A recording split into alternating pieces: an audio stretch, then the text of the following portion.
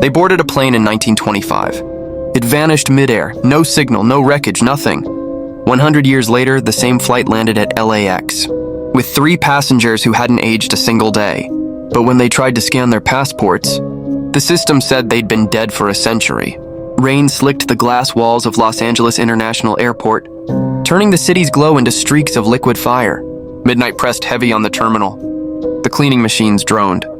The intercom murmured names of cities fading into static. 3 travelers stood under the blue light of Gate 12. A girl with a camera and 2 boys with dreams too loud for the hour. Their laughter scattered through the empty space like coins dropped in water. The storm outside rolled closer, lightning flashing against the wide windows. They were ready to leave America behind, ready to start something new across the ocean. The airport smelled of coffee and metal and rain, the scent of departure. The announcement tone cracked overhead, cheerful for a second, then warped into a hiss. A slow, distorted voice filled the silence. Attention passengers. Flight 666 to London, now boarding at Gate 13. The sound echoed down the polished floors, strange and heavy. Their tickets read 706, not 66, but the printer lights flickered as if correcting itself. The numbers changed before their eyes. The monitors behind the counter glitched, the digits bending and shifting like living code. For a second, everything froze, the rain, the hum. The heartbeat of the terminal died and then reality resumed. Gate 13 blinked open. They walked down the corridor. The light changed color, from airport white to sickly yellow, from clean to old. The floor tiles dulled beneath their shoes, their reflections fading. The hum of air conditioning turned into a low mechanical breath. Each step echoed too long, as if the hallway were stretching.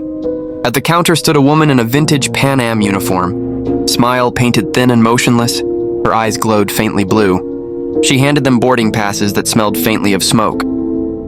Her voice sounded like a recording pulled from another century. "Welcome aboard. The flight has been waiting." When the gate doors slid open, fog spilled into the hallway. It wasn't airport mist from the rain. It was heavier, almost alive, curling around their legs. The airplane inside looked brand new yet ancient. Silver and smooth, the tail number erased. They stepped inside. Silence swallowed everything. No other passengers, no crew, just the faint hum of engines that shouldn't have been running. The seats were lined with cracked leather. The air reeked of oil and cold perfume. The windows showed no rain, no lights, only darkness. The intercom clicked again. "Ladies and gentlemen, Flight 666 will now depart." The aircraft lifted with a violent jolt. Gravity bent sideways. The city vanished in seconds. There were no stars, no horizon, just endless black. The lights in the cabin flickered as if struggling against something unseen. The hum turned into a deep vibration that rattled bones. The plane climbed into a void that felt too wide for the world. Then the turbulence stopped and everything went still. Too still. Hours passed, or maybe none at all. The digital clocks on the seats blinked random numbers. The temperature dropped. Frost crept up the windows, forming faint shapes of faces pressed against the glass. The hum of the engines turned hollow, like a breath under the floor. Somewhere behind the walls, something scraped softly, metal on metal. The air thickened with whispers that didn't come from mouths. When the lights returned, the world outside the window had changed. Below stretched not clouds, but mist that glowed faintly from within, an ocean of silver fog. Lightning flickered inside it without sound. The plane descended through the glowing haze and landed with a soft, impossible thud. The runway below wasn't concrete. It was smooth and endless, like glass covered in dust. The seatbelt sign chimed, though no one was flying the plane. The intercom whispered one word: arrived. They stepped out. The fog moved like water around their ankles. The air was gray, cold, and humming with a quiet vibration. Old aircraft stood around them, propeller planes from forgotten eras. Their wings torn, their names faded. Every sign said the same thing: departed. They wandered through the mist until the airport appeared again, but it wasn't the one they had left. The architecture was twisted, half modern, half ruin, as if decades had folded into each other. There was no sky, only a roof of motionless cloud. Somewhere distant, a child's voice sang an old boarding call. Time began to collapse. The clocks on the walls ticked backward. The fog glowed brighter whenever they tried to remember who they were. They met others, travelers in old uniforms, pilots with empty eyes, families sitting quietly beside luggage that would never move. Some smiled faintly, like people in dreams who have forgotten their names. The place felt endless, an airport between worlds where all lost flights landed. There was no day, no night. Just waiting, the friends stayed together for a while, counting the flickers of light, trying to find a way out. The hallways always turned back on themselves. Every gate led to another gate. Every departure board showed the same line.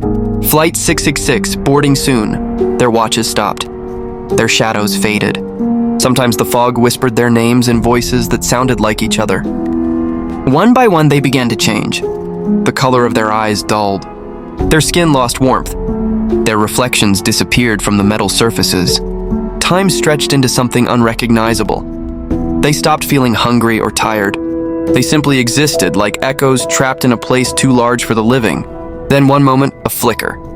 The fog thinned. A warm light spilled across. The terminal for the first time in what felt like centuries. A voice over the speakers called again. Attention passengers. Flight 666 to Los Angeles has arrived. The gates groaned open. The world outside shimmered not gray but full of color. The three friends looked at one another. They didn't know if it was escape or another trick. Still, they stepped forward. They walked out into daylight. LAX stood bright and new. Digital screens flashing. People rushing past with coffee and phones. The air smelled of fuel and life. For a moment, they believed it was over. But the people around them looked strange. Clothes different, technology alien. They reached a security desk. The officer asked for their passports. The machine refused to scan. He typed manually, then paused. His face went pale. The screen read, "Records deceased 1925. Their hearts froze. They looked at each other. The reflection in the desk glass showed the airport perfectly, but not them. They were not there. The officer blinked and suddenly they were gone from sight. Though the faint echo of their footsteps lingered, cameras caught nothing but static. Later that night, janitors sweeping Gate 13 heard the old announcement again, distorted but clear. Flight 66 now boarding. The fog rolled in for a moment, just enough to blur the glass. Some said they saw three figures walking down the corridor, hands brushing the air as if remembering something they once loved. Others said they heard laughter, young, hopeful, and terribly out of place. No one has ever explained the sudden radar blip that appeared over the Pacific that night, a small aircraft. Transponder from 1925, sending a single word before vanishing, arrived. Now the legend lingers. Every year on the same night, pilots flying over Los Angeles report, hearing ghostly radio, chatter, voices asking for landing clearance, laughter echoing across dead frequencies.